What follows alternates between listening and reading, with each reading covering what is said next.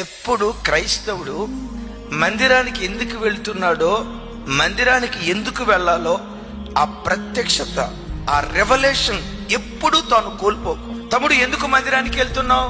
అయ్యో, చర్చిలో కోయర్ నేనేనన్నా, నేను పాట పాడకపోతే ఎట్లా అన్నా? పాట పాడటానికి మందిరానికి వెళ్తున్నా.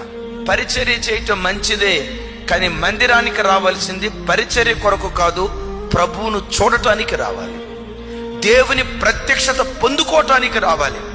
ఎప్పుడు ఈ దర్శనం, ఎన్ని సంవత్సరాల విశ్వాసమైనా ఈ మాట పట్టుకొని దేవుని మందిరానికి వచ్చేటప్పుడు ఎప్పుడు పసిబిడ్డలాగా, ఈ ఆదివారం దేవుడు నాతో ఏం మాట్లాడతాడో, ఎలా నన్ను దిద్దుబాటు చేస్తాడో, నీటి వాగుల కొరకు దుప్పి ఆశపడినట్లుగా వాక్యం కొరకు నీ గుండెల్లో ఎప్పుడు ఆ దాహం ఉండునుగాక.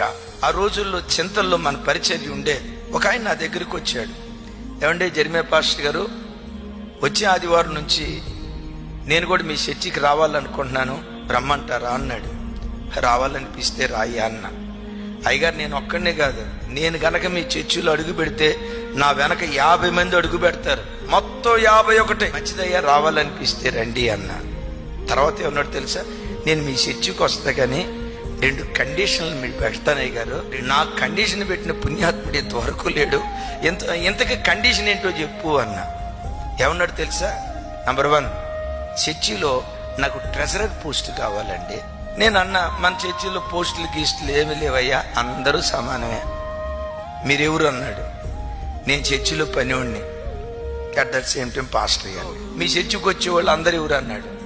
అందరూ పనివాళ్ళే, అందరూ పెద్దలే అన్న. అంటే మీ చర్చిలో పోస్టులు లేవా అన్నాడు. అందరూ సమానమే అన్న.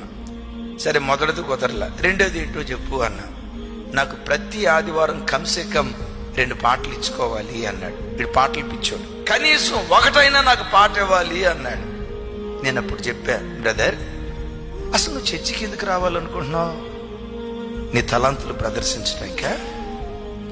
దేవుని మందిరం ఏ ఒక్క నాటికి నీ తలాంతులు ప్రదర్శించడానికి వేదిక కాకూడదు. మరి మందిరానికి ఎందుకు రావాలి?